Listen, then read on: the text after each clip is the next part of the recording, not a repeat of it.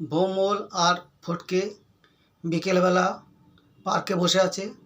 ভৌমল ফটকেকে বলছে, বল তোর রবিবারের বাজার গরমের মধ্যে কেমন গেল?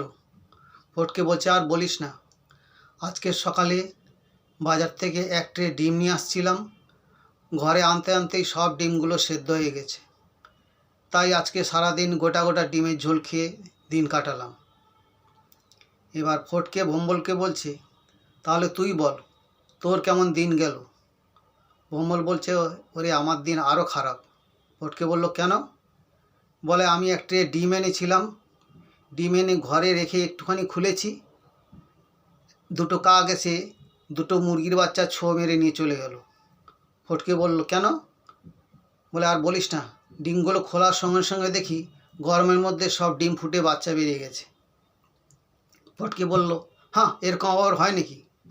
ভৌমল বলল, কেন হবে না? তুই কোথার থেকে ডিম এনেছিস? ফটকে বলল, আমি বেলঘরের থেকে ডিম এনেছি ঘরে, তাই ডিমগুলো সেদ্ধ হয়ে গেছে। ভৌমল বলল, আমি বারাকপুর থেকে এনেছি, তাই এত দূর থেকে আনলে ডিমগুলো ফুটে বাচ্চা বেরিয়ে যাবে না?